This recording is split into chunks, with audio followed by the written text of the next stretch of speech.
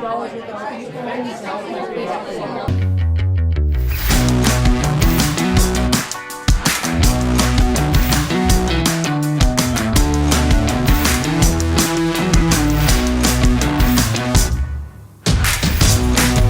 to decide, am I going to read this in the context of Joseph Smith's 19th century frontier environment? Am I going to read it in the context of the ancient Near East? Or am I going to decide not to read it in any of those contexts and just read it strictly on its own terms? Kind of like, if you will, in its own internal fantasy world, right? Like maybe something like Lord of the Rings or whatever.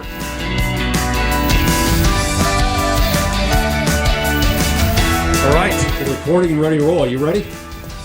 Let's do it. Let's do it. Okay. Stephen Smoot, I appreciate you being here with us on the Quick Show. Let me give a little bit of a background here for the audience. You're a PhD student in Semitic and Egyptian languages and literature at the Catholic University of America. Where's that located, by the way? That's located in Washington, D.C. In D.C., okay. You previously earned an MA in Near and Middle Eastern civilizations at the University of Toronto. You've got a BA in Ancient Near Eastern Studies from Brigham Young University. You've also worked in conjunction with Book of Mormon Central, worked with John W. Welch as a research assistant, and you've worked some on the Joseph Smith Papers Project. You said that you were put in a position to recalibrate the information for more general consumption. We haven't always done a very good job of that, I don't think, in the past. And there's always been, this kind of there's divide, between the level of like a Hugh Nibley and then as I think it was Elder Holland said, the garden variety member. Right. And so there's been this huge gap in place there. Do you think we're doing a better job of that to fill that gap and get everybody more involved, where we're not just super hyper academic and it is recalibrated for general consumption? Yeah, I would say so. There are some very palpable instances you can point to of this sort of recalibration happening, both, if you will, in the private sector as well as on an institutional level with the church.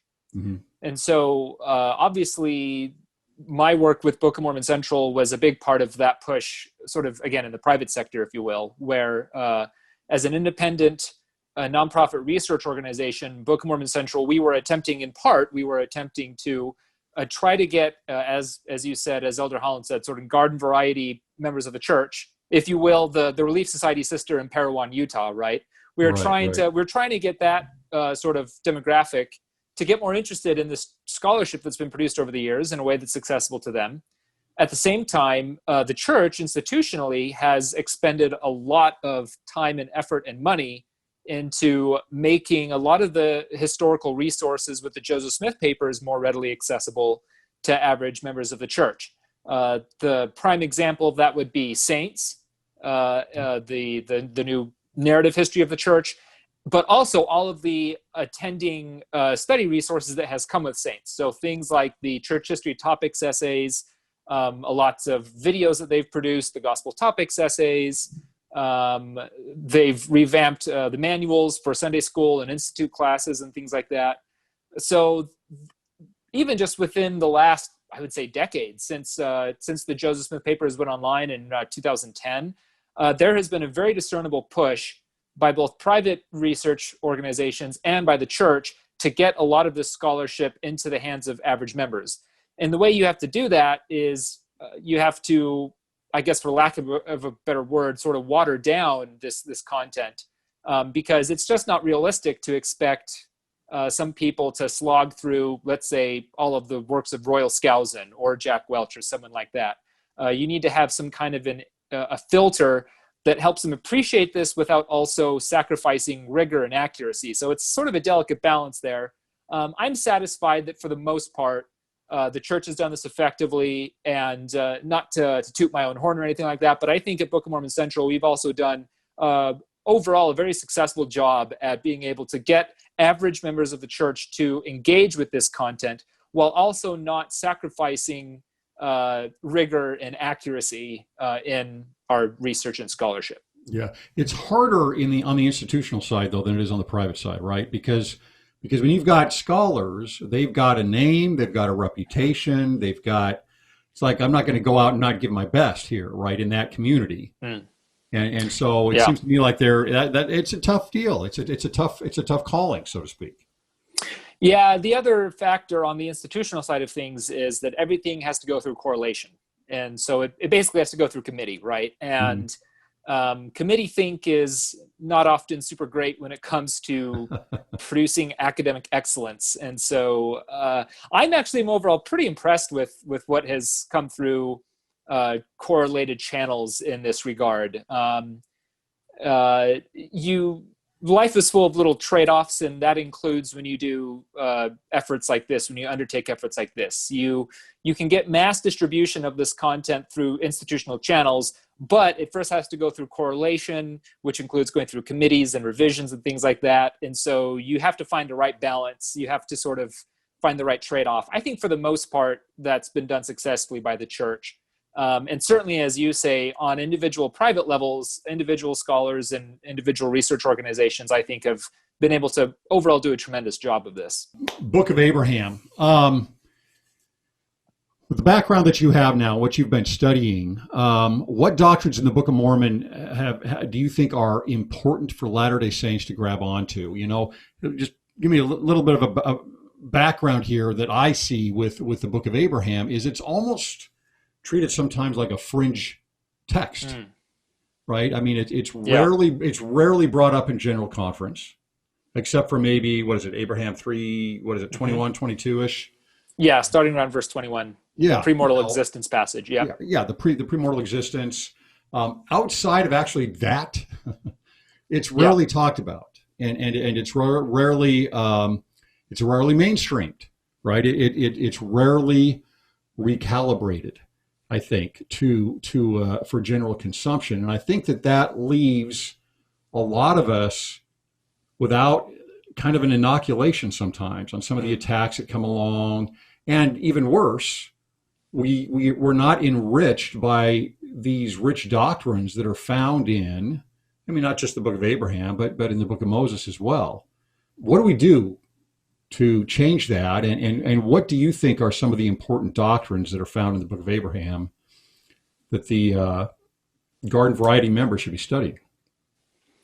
Really great questions. I think sort of the root of the problem with why the Book of Abraham gets neglected so much by Latter-day Saints, I think a big part of it has to come with the packaging. And what I mean by that is the Pearl of Great Price is, so when Latter-day Saints study the Pearl of Great Price in their yearly Sunday school, or now it's Come Follow Me rotation of curriculum, the Pearl of Great Price gets split up. The individual books get split up and sort of inserted into whichever other book of scripture we're reading that year. So if you're doing Doctrine and Covenants and church history, you throw in Joseph Smith history, the first vision, that sort of stuff. If you're doing Old Testament, you throw in Book of Moses and Book of Abraham.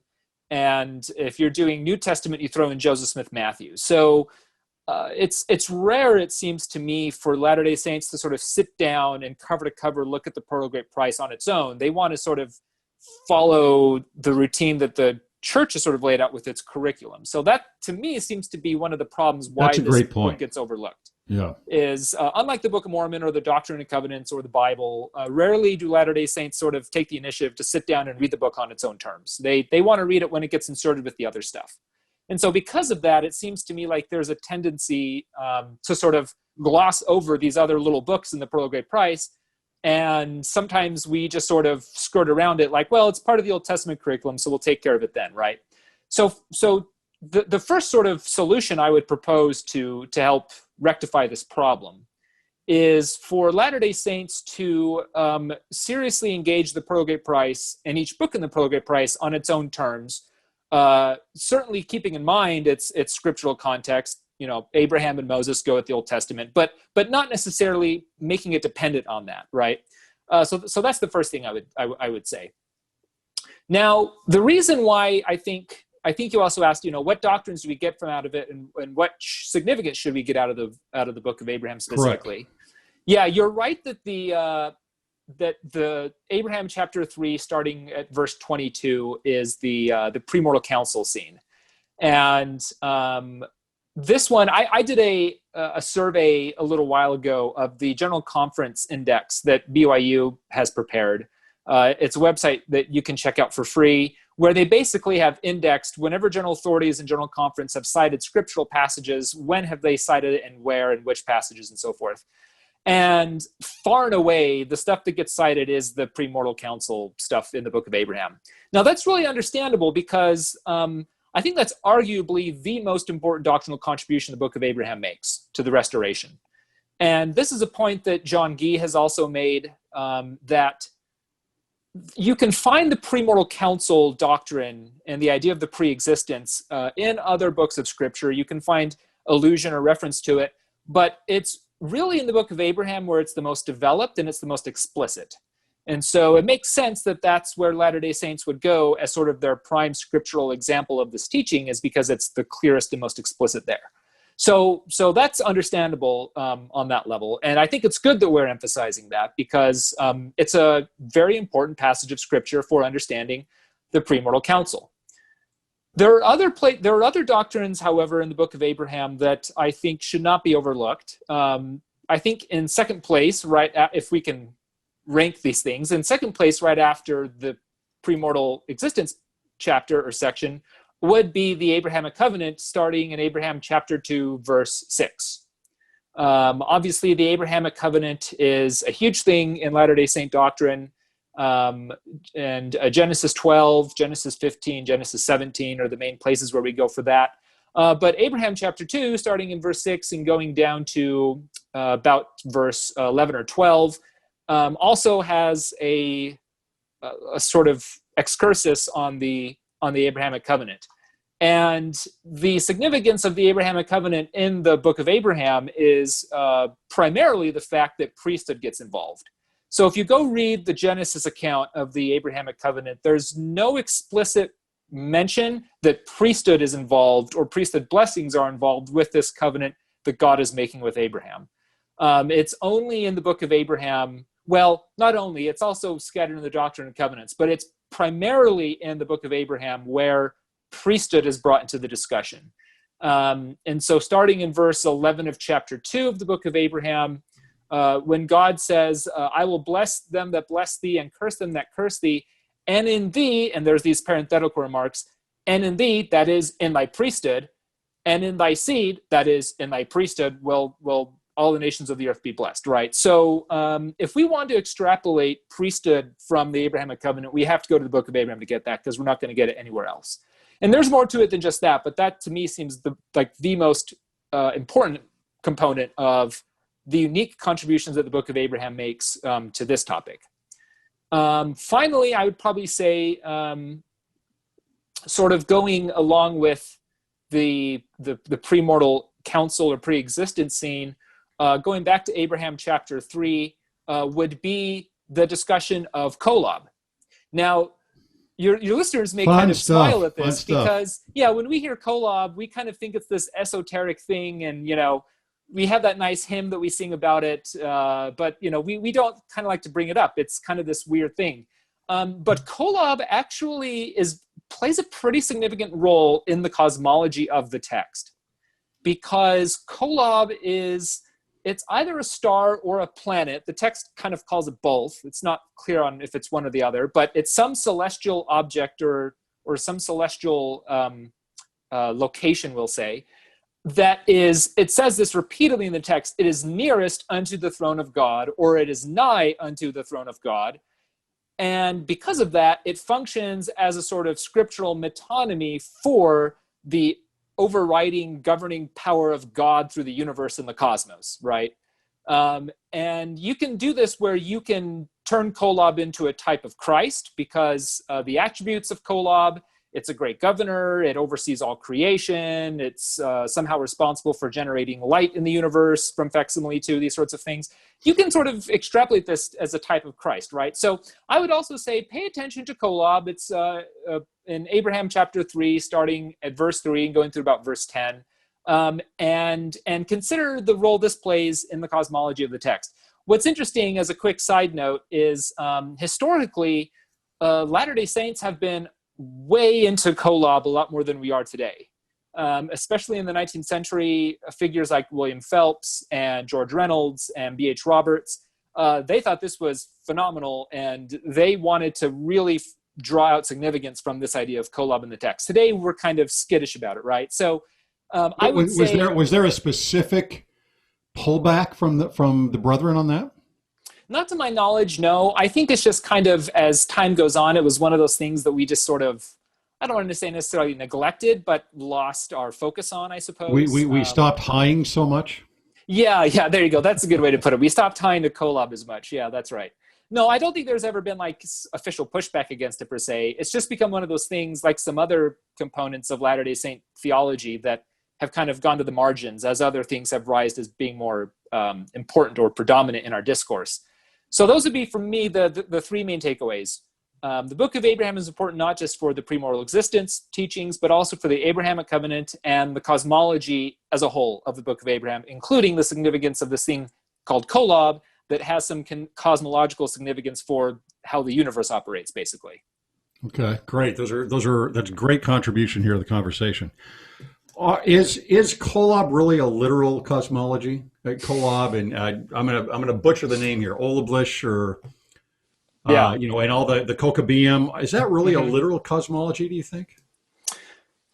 Great question, and I know or as Ben Spackman would say, a face value. Yes, I was just going to say, if I can invoke my friend Ben Spackman here, I would want us to first deconstruct what we mean by literal. Mm-hmm. So over the years, over the decades, Latter-day Saints have offered different sort of models to make sense of the cosmology in the Book of Abraham. Sort of the predominant approach has been to try to draw a one-to-one correlation with modern scientific cosmology with what's in the Book of Abraham. So, for example, there's this one book out there called the Kolob Theorem, where the author basically tries to argue that Kolob is at the center of our galaxy. I've seen that. So yeah, people have seen this floating around, right? Other authors have tried. So there's this whole idea of time is reckoned differently on Earth than in Kolob. So 1 year on Earth is 1,000 years on Kolob, and so forth. Or I think it's the other way around. And some have said, look, this is sort of like relativistic time dilation, right? With Albert Einstein's theory about relativity. Right. So that's, and this goes back to the 19th century. There were 19th century Latter-day Saint authors that with the science of their day were trying to show, look, this is a literal, quote, literal cosmology that Joseph Smith gave us through Revelation, and how cool that science is now playing catch up to the Book of Abraham. So that's been a very prominent way of thinking about it. Personally, I myself am convinced that the cosmology of the text is ancient. And what I mean by that is it is describing the cosmos in a way that is consonant or in harmony with how the universe or the cosmos was viewed in Abraham's day. In other words, it's a pre-scientific cosmology. Specifically, it's a geocentric cosmology that assumes that the Earth is the center of the cosmos and everything that's revolving around it is revolving relative to Abraham standing on the Earth. That's not a scientific cosmology that we reckon today, since we have a different cosmic model with heliocentrism and so forth. But I feel like this can account for what's described in the text a lot better. It avoids some of the problems or the pitfalls that I know Ben Spackman has talked about with trying to find a one-to-one correlation with what's in Scripture and what modern science teaches. And it also can satisfy that, yes, I think that Abraham was seeing literal celestial objects or bodies, but not literal in the way that we think about it, because he wasn't viewing them through a scientific lens the way we do today. So it's kind of a tricky question to parse out. So I would say yes with a question mark to your to your question. Very diplomatic. You just need to qualify what you mean by literal and how that works. And if I can shamelessly plug Pearl of Great Price Central, there have actually been some articles that I've worked on with others, sort of laying out these different views on the so-called Abrahamic astronomy is what it sometimes is called. And your listeners or viewers, if they go to ProGayPriceCentral.org, they can read those resources and see what other Latter-day Saint thinkers have said about this and sort of decide for themselves what they think is going on here. Yeah. And I think that's what everybody needs to do, a little discernment on this. You know, the thing I always wonder about, I actually love this chapter 3. And I just don't know. I go back. First of all, this is a vision that Abraham is having, right? He's not looking directly up into the stars and seeing the star or any celestial object. He is looking through the Urim and Thummim, and so it is a vision that he's having. And visions aren't always. They're very rarely at face value. I mean, you've got the examples of Nephi where there's a lot of specificity, the baptism of Christ and prophesying what's going to be happening. But, you look at the book of Revelation, for example, there's an immense amount of symbolism in there. And that is a vision, right? And to me, I look at the account of the creation and the Garden of Eden. I think there's a lot of symbolism in there as well. And I think those are visions. I think that's something Moses sees when he's on Mount Sinai. And it's also even the creation story here that is about to follow in chapter 3. He's still looking through the Urim and Thummim when he has the creation story revealed to him, right? So these are things they're more spiritual, which really means in many really more a sense of symbolic, right, with these things. And so I remember, I think it was Clark that wrote something about what you were saying about a geocentric cosmology. I don't know, just my opinion, Sure, yeah. All opinions. But I don't know if that's what we should be doing on this. It seems to me that we should be looking at this as a vision, as representation. I see a priesthood hierarchy in here, is what I see. And just like we have in the temple experience, before we actually get, or as part of the creation story in a sense, we get hammered, a little less now, but hammered with this hierarchy. Yes. Right? This idea of hierarchy. And that's to me what is being explained here. But I also think that, I don't know, do you think that any of this here, this explanation of the Kolob verses here, has any correlation to the Facsimiles? Well, okay, you raise a couple of great points. To answer that question, that immediate question, the first answer is yes, because figure 1 of Facsimile 2, I believe it is identified as Kolob. And so there's obviously, and other astronomical bodies are correlated with Facsimile 2 with what's described in the text. Facsimile 2, for all intents and purposes, is a pictorial representation of what's going on in Abraham chapter 3. And so, yes, there definitely is a correlation there. To answer that question quickly, I want to come back though real quick. I think you're right to point out the visionary nature of what's going on in these chapters, because you're absolutely right that the opening verses of chapter 3 couch it as a visionary experience. Right. You're also right to point out this idea of hierarchy because, and this is a good example actually of why we want to pay attention to the cosmology of the text. Starting in verse 15 of Abraham chapter 3, after Abraham has gone through and he's seen this tiered hierarchy of these celestial bodies, with Kolob being at the top, at the closest to God, it then pivots to the premortal intelligences that Abraham sees. And he says explicitly, just as there are some celestial bodies that are greater than the other until you get up to Kolob, so too some intelligences are more intelligent and greater than others until you get up to one who is like unto God, right? So the cosmology of the text pivots on its depiction of the premortal council and this idea of intelligence. And we don't have to get into what exactly that entails, because that's another huge issue that Latter-day Saints have talked about. But for all intents and purposes, we're talking about premortal spirits. We'll call them premortal entities. How about that? That have existed eternally and independently with God in some capacity. In order for us to understand the Book of Abraham's depiction of the premortal council of intelligences, in other words, we need to understand the cosmology, because the two are conceptually linked by the text itself, starting in verse 15. You're also right to point out that the creation account in the Book of Abraham is a continuation of the premortal vision. We have a chapter division starting at the end of verse 28 of chapter 3. It then goes into chapter 4. We can thank our dear friend Elder James E. Talmage for that, who gave us the modern versification and chapter divisions. However, when the text was first published by Joseph Smith, there was no chapter divisions. And so, and you can very easily read this as a narrative continuation of the vision he's having of the cosmos. He gets into creation, right? So you're absolutely right to point out those components here. And I would just like to clarify, when I talked about the importance of Kolob and all that, I certainly agree with you that we don't want to get lost in the weeds of trying to find scientific approximations for what is ultimately meant to be a spiritual scriptural book, imparting scriptural significance to us. Sure. Yeah.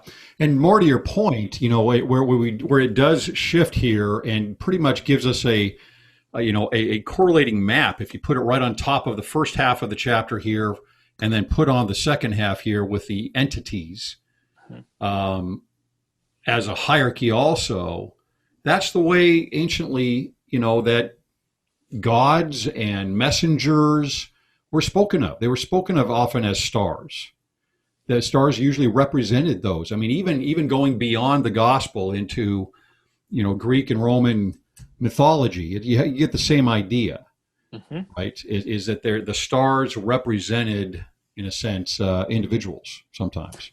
Yeah, stars and other celestial bodies very frequently, in fact, probably ubiquitously, I would imagine, off the top of my head, in ancient Canaanite, Mesopotamian, and Egyptian religion, and including Israelite religion, you have the sense that stars and other celestial bodies are in some way divine, or can represent divinities, or can be if you will, symbolic representations of divinities. So there absolutely is that association there, yes. Right, which strengthens the idea that the entities here, the premortal entities here, are in a form of a hierarchy, just like the cosmology is. Mm-hmm. Yes, and that precisely. There seems to be, to me, a pretty strong correlation there.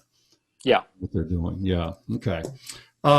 What else should we be focusing on in the Book of Abraham? With a background in both language and Egyptology here, is there anything else that we oftentimes miss here that with a little bit of academic background we might pick up on?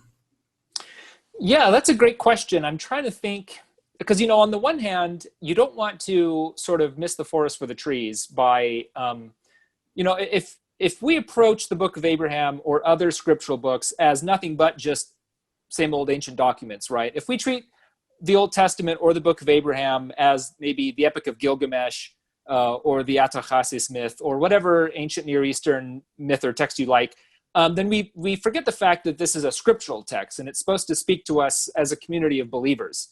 And so on the one hand, you don't want to in a sense, desacralize the text by only grounding it in an ancient context and not seeking or to draw out application. On the other hand, I like that you raised this point. What can we say academically about this text that might heighten our appreciation for it?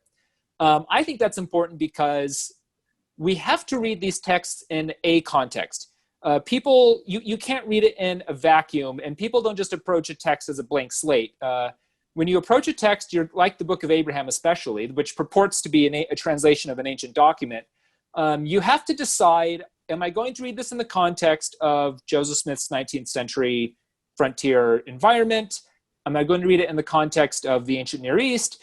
Or am I going to decide not to read it in any of those contexts and just read it strictly on its own terms? Kind of like, if you will, in its own internal fantasy world, right? Like maybe something like Lord of the Rings or whatever, right? Without trying to correlate it in any real world context. You have to decide what you want to do. So to give an example of where I see the power and the potency of reading the Book of Abraham in an ancient context with the lens of Egyptology and other academic disciplines in mind that can be beneficial, I have a paper that's coming out sometime next year, early next year, that will discuss the depiction of the election of Abraham in an Egyptian context.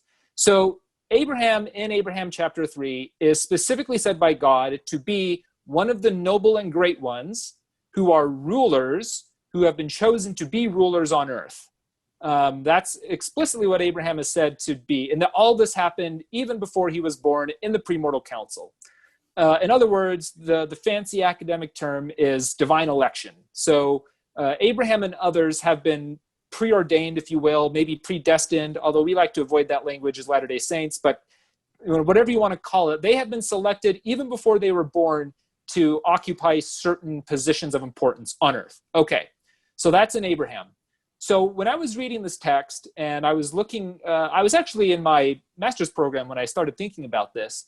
I started encountering references in ancient Egyptian texts where the Egyptian monarch is said to have been divinely preordained or foreordained to be king on earth. The Egyptians use this idiom that the king was made king emsuet, in the egg, is literally what it means. In this sort of prenatal state, sort of maybe this embryonic state, maybe. But the sense is certainly that even before they were born, Egyptian monarchs were believed to have been divinely foreordained to be the king. In the words of one scholar, the Egyptian king is not made, the Egyptian king is born, right? So I looked at how the idea of divine election plays in the Book of Abraham, and how what I'll argue in this paper is that there are some significant ways in which the Book of Abraham seems to be reacting against prevalent notions of the divine foreordination of kings in ancient Egypt in ways that legitimate Abraham as a ruler, but delegitimize his Egyptian rivals, like Pharaoh. So Abraham chapter 1, Pharaoh is setting up this false priesthood. He's the guy who's sort of responsible for all this trouble Abraham is in. And the text says, yeah, he feigned claim to priesthood, but it's not legitimate. So without giving too much away, and again, I'll shamelessly plug for your viewers to look for my article when it comes out next year. Sure. Basically, you can provide an Egyptian context for the election of Abraham that works within the purported historical setting of the Book of Abraham. And that's just one example where... You're talking about just that example or the whole book? That example specifically, okay. So, or that teaching specifically. And so, as I say in my article, even though these are eternal truths being communicated in the Book of Abraham, that we lived with God before we were born, and that we had received foreordained positions or roles or significance on earth, these teachings receive what I call temporally bounded articulations. In other words, they had to be articulated and described in a given historical and cultural context. I believe the way the Book of Abraham does this works really well in an ancient Near Eastern and specifically ancient Egyptian context. And so if we can appreciate how the ancient Egyptians, what they believed about the foreordination of their kings and their rulers, that can help us appreciate what the Book of Abraham is saying about Abraham as a legitimate preordained king and ruler, and by extension, all of God's children, who, in other words, this idea is democratized for all of God's children. Anyways, not to get too much into that, just as one example where I think this kind of context absolutely can heighten our appreciation for the text and what it teaches. Yeah, I'm already sold. You already sold me. Well, great. Glad to hear. That is very interesting to me. Is there in the foreordination? I'll just mention it'll be coming out in the Religious Educator, which is a journal that's done through BYU, through the Religious Studies Center at BYU. The last word I have is that it should be coming out in the first volume of 2021. So you can subscribe to their journal or check out their website, rsc.byu.edu, and sometime in the first quarter of 2021 is when it should be appearing. Great. We'll look for that. Question, is there any reference, as there would be in a funerary situation with a monarch, is there any reference to Osiris in the foreordination? To my knowledge, not Osiris, but the god Horus. Who's Osiris's son and who is a god associated with kingship. In fact, he's sort of the celestial divinization of kingship, this abstract idea of kingship. The way the myth goes, and this is from the coffin texts, which are texts from Abraham's day, and I cite this example in my paper. The way the myth goes, Osiris, who's the lord of the gods and he's king, he is slain by his brother Seth. and his son Horus is born. And when he is born, his mother Isis literally gives a prophecy saying that my son Horus shall be the one who will inherit kingship from his father, and who will slay Seth and avenge his father. And again, not to get into the weeds here, but grammatically, the way the structure of this prophecy, it's clearly predicting something to happen in the future. So not so much Osiris, but Horus is one god who very clearly has a sense of he was divinely foreordained to be king and to attain kingship. The earthly monarch, the earthly pharaoh, is sort of the terrestrial manifestation or avatar of the celestial Horus, right? And so by virtue of that association, it seems the earthly monarch, therefore, was destined, even before born, to inherit kingship and to keep at bay the forces of chaos and evil, which Seth personifies. So you do have a sense for Horus, but to my knowledge, not Osiris. That's something I'd have to look at again a little more carefully. And to the audience, if you want to understand the myth a little bit more, watch Lion King. Yes, that's right. Yeah, or Hamlet, or read Hamlet. Or Hamlet, sure. Yeah. Okay, so now let's from there then. Let me go right to the facsimiles then, and the examples of facsimile 1 and facsimile 3. Can you give us a little bit more context and insight, perhaps, into these texts, whether it's the Book of the Dead, the coffin texts, or I'm not sure if I'm saying that right, but the Book of Breathings, etc. They have these references where whoever it is that is deceased, they're buried with these things that become kind of a roadmap for them in the underworld, and they're told that they are an Osiris. Yes. Right. You are taking the place of basically. I talk a lot on the podcast about drama, and especially temple drama. And it's fascinating to me to see how anciently it's not just the god Osiris as a separate person, but it's the role of Osiris. It's the acting role in a drama, so to speak. And so, it's similar to what we would have seen before the projection screen in the temple. Right? It's all roles, it's acting. And so can you go over that just a little bit, how individuals would become an Osiris, like we would see the example of Osiris laying on the lion couch and Osiris sitting on the throne of Pharaoh? Right. So, I can talk a little bit about that. For the benefit of your viewers, I will refer them to Hugh Nibley's book, The Message of the Joseph Smith Papyri, an Egyptian Endowment, which is now in its second edition. You can pick it up at Deseret Book. He's looked at this a lot more in depth than what we can cover here in our brief discussion. Sure. But you're right to point out and to notice that there is this sort of ritualized dramatic component to these texts. We know from other work that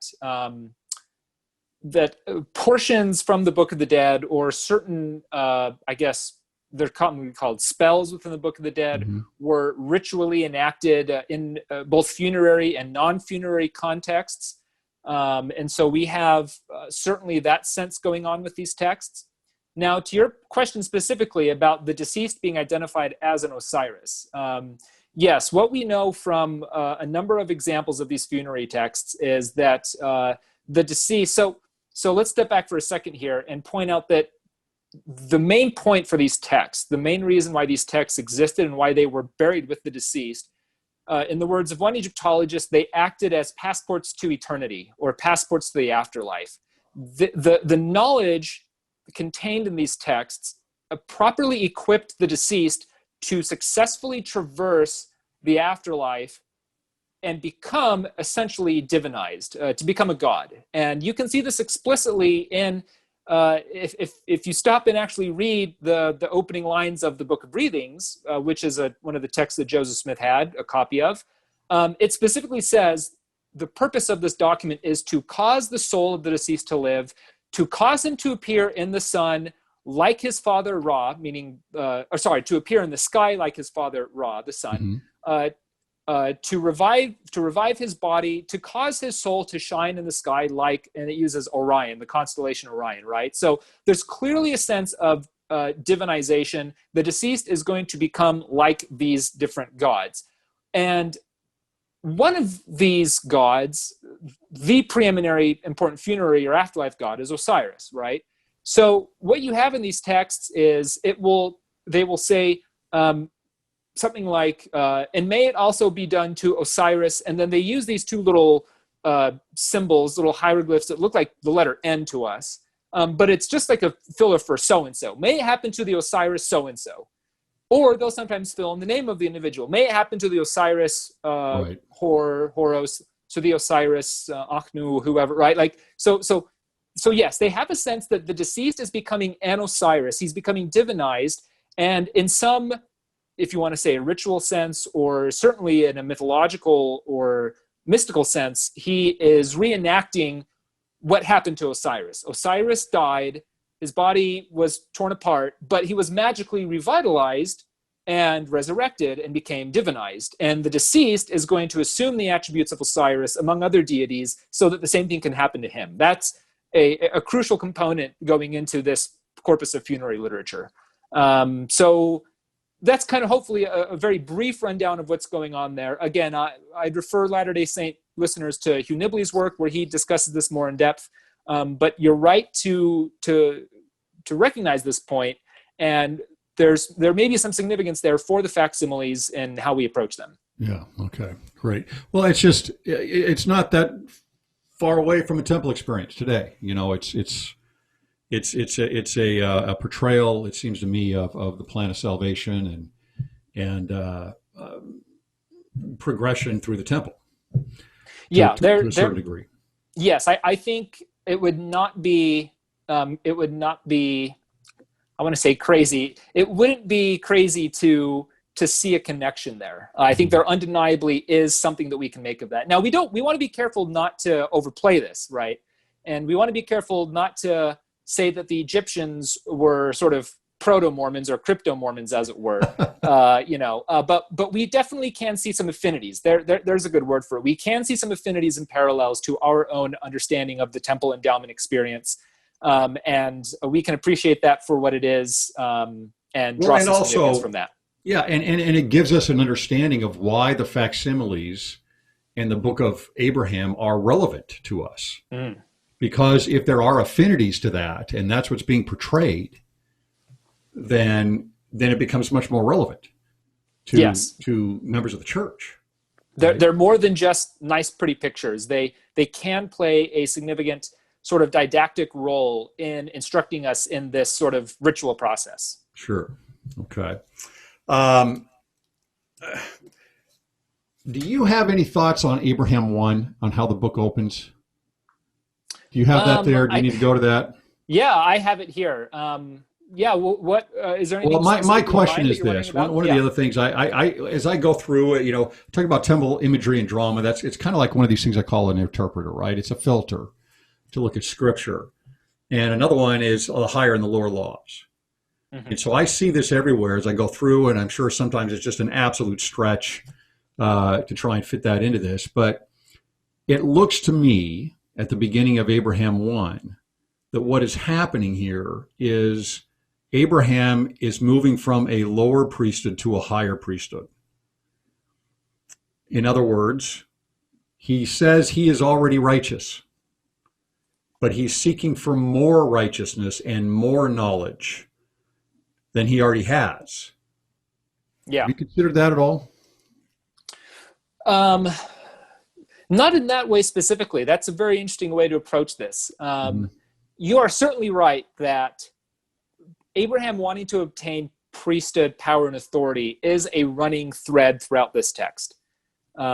We return to it again and again, where priesthood and him wanting to attain priesthood and the blessings of the priesthood is a running motif and motivation for Abraham throughout the text. It's interesting that you say that we're going from great knowledge to greater knowledge, from great righteousness to greater righteousness. In the context of the priesthood, because he says that he wants to be a prince of peace. That is a title. Right. That is a And as Melchizedek well as a high title. priest. Yeah, he says high priest, rightful heir, right. Yeah. Yeah, So that's really interesting. Yeah, I think you may be onto something there for sure. yeah, yeah. It seems to me like that's how it's opening, and it's saying, as you said, very aptly with the idea of the Abrahamic covenant, and with the Pharaoh having an imitation of the priesthood. It seems pretty apt that this would open up in a priesthood mode here Hmm. with the book. Right. Right? Anyway, Yes, and just it a opens thought. I it. didn't know Yeah. if you'd contemplated that at all. Where are we today, Stephen, with apologetics on the Book of Abraham? It seems to me like this is one of it's where we kind of take the most arrows from, more than the Book of Mormon. I think that the arrows aren't very lethal. But where are we at in terms of the church and its apologetics on the Book of Abraham? Yeah, great question. So there's three sort of interlocking issues that we're at. That when it comes to apologetics in the Book of Abraham, there's sort of three distinct yet interlocking issues at play here. So the first is the historicity of the text. So this text purports to be the autobiographical writings of Abraham, which means if that's true, then we can date it to a certain time period, sometime around 2000 BC, Middle Bronze Age. We can date it, we can put it in a geographical location, the ancient Near East, specifically probably northern Mesopotamia, what I personally think, but wherever you want to put, or the Chaldees and all that stuff, we'll say the ancient Near East. The book describes or purports to describe historical and cultural circumstances and forces at play at this time. So the historicity of the book, to what degree does the book accurately relay historical information and details from that time period? That's a big thing that's being debated. Go figure, right? Sure. I would say from sort of offhand, it seems to me that most Latter-day Saints, most faithful, believing Latter-day Saints, think that there's a lot at stake with the historicity of the Book of Abraham. If this book is in fact historically, in some way historically grounded in the ancient world from whence it purports to derive, that is highly significant both for the text itself, but also for our confidence in Joseph Smith's inspiration as a prophet and a seer and a translator. So you have the historicity issue at play. You then have the facsimiles and Joseph Smith's interpretations of the facsimiles at play. Obviously, anybody that's spent 10 minutes on the internet will see that critics of the church have made a big deal out of the fact that in their entirety, Joseph Smith's explanations for the facsimiles do not accord or do not converge with modern Egyptological explanations of the facsimiles. That there are many places where Joseph Smith's explanations diverge from how modern Egyptologists interpret these figures. So that's another thing. How do we account for this? How do we explain this? What's going on with the facsimiles? Then the third and final thing that is at play here is how the book was translated, how it was produced. This includes the discussion of the Egyptian papyri that Joseph Smith acquired in 1835, the relationship between the English text of the Book of Abraham and those papyri, the precise nature in which the English text was produced, the relationship between the English text and what are sometimes called the Kirtland Egyptian papers, or more properly, what's called the grammar and alphabet of the Egyptian language.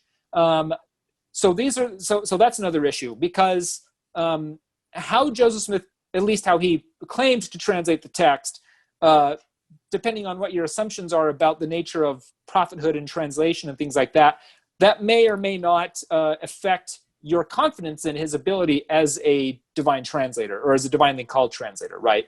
So you have these three issues: historicity, facsimiles, translation. We have come a long way since, we'll say, the days of Hugh Nibley.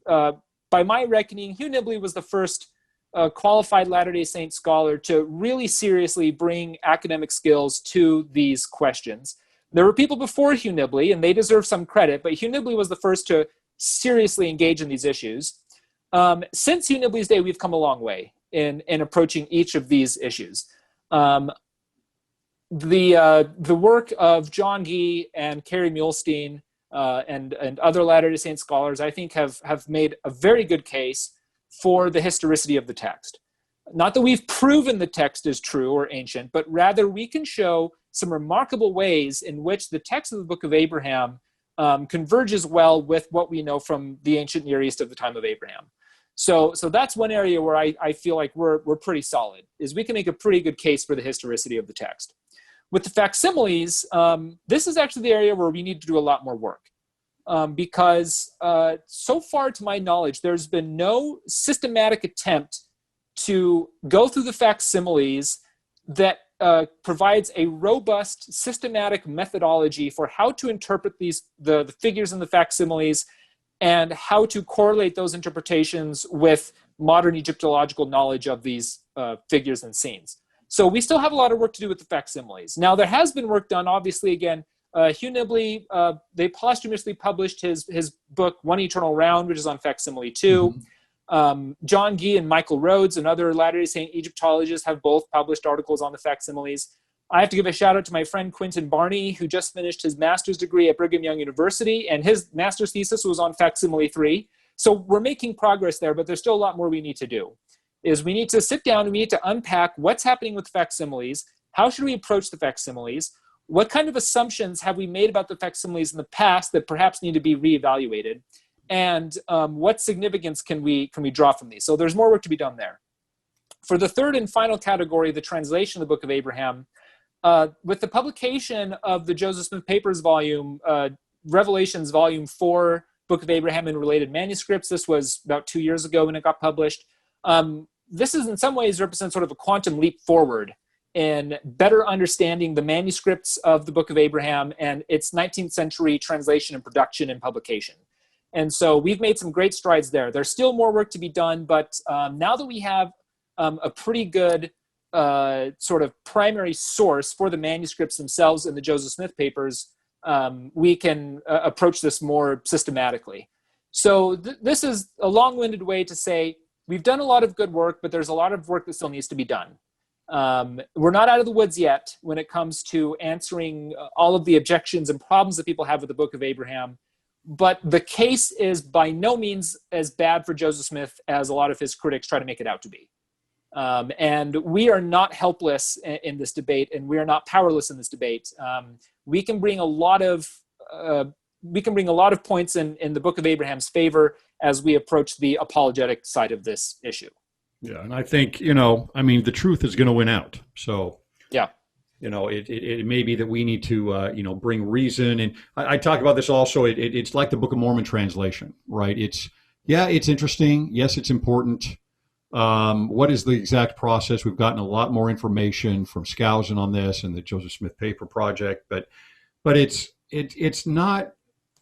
It's the higher and the lower law, right? I mean, it's you're talking about the physical, scientific process, and if any of us are going to, go down into the dregs of that, you can't do that without hanging on to what is the fruit, right? By their fruits you shall know them, and that's what the Scripture is.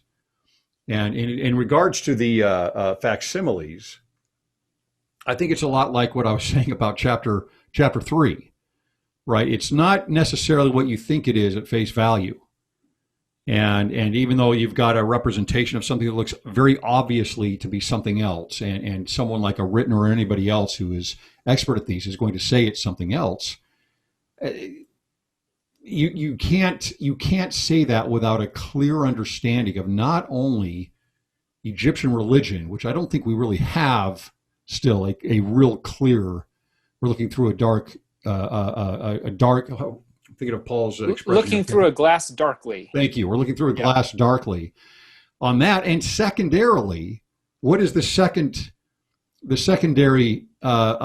filter that we would go through with this being something that was written, even though it says written by Abraham? What is the facsimiles are from, 2nd century BC to 2nd century AD.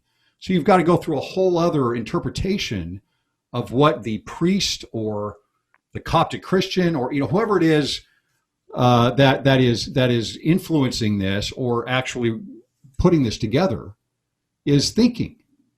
in what they're writing, right? And why they're including these facsimiles and what those represent to a Christian or a Jewish priest or an Egyptian priest who is influenced by Hebrew religion.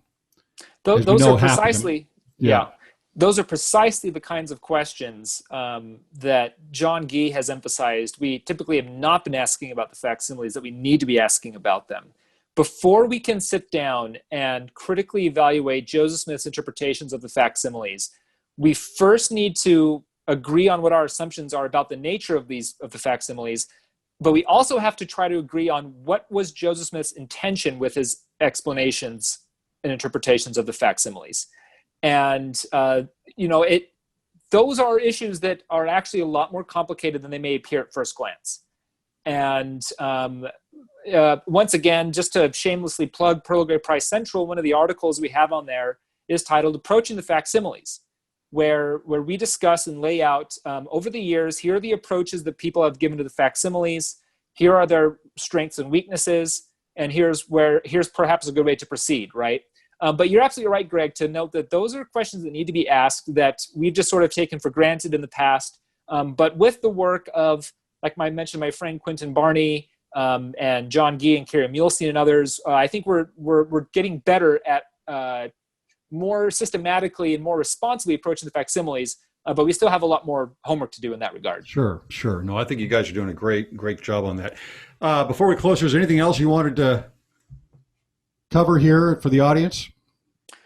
Well, I think we've hit a lot of the good major points. Probably my parting message would be this. It would be to echo a point that Hugh Nibley made back in the 1970s. So if you read the Message of the Joseph Smith Papyri, he has a chapter at the beginning called What is Translation? And Hugh Nibley makes a big point out of the fact that understanding the process behind the translation of the Book of Abraham certainly has its importance, and we shouldn't just pretend like that's not a significant factor at play here. But what's more important than the process is the result of the process. And so what we can do is we can take the text of the Book of Abraham that Joseph Smith gives us, and we can find some remarkable ways in which the text both is grounded in the ancient world from whence it purports to derive, in ways that I believe would have been beyond Joseph Smith's natural ability to have known or produced on his own. We can also appreciate the power of the text as a scriptural text on its own terms. And we can approach the text, as you've said, the final fruits or the final result of this text. We can approach it on those terms and draw deeply from it as a source of inspiration and power and light. And so I guess my parting words for our listeners would be, it's important to keep in mind that these are legitimate questions people have about how the text was translated and things like that. But perhaps we should be focusing more on the final product, on the end result.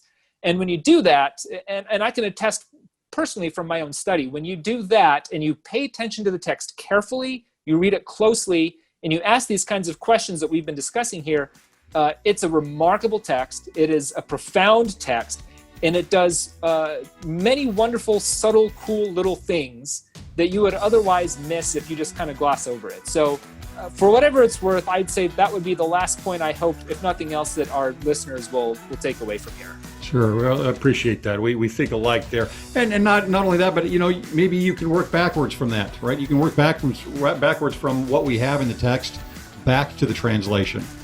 And the physical issues that, or the process that Joseph Smith went through. So, well, Stephen, thanks again. Really appreciate your time. Good mind and good information. So I think the audience will appreciate it a lot. Well, thank you so much for having me, Greg. It's been great to be here with you to talk about this interesting stuff. Thanks, Stephen. Hey, Stephen, I got a question for you. Yeah, sure.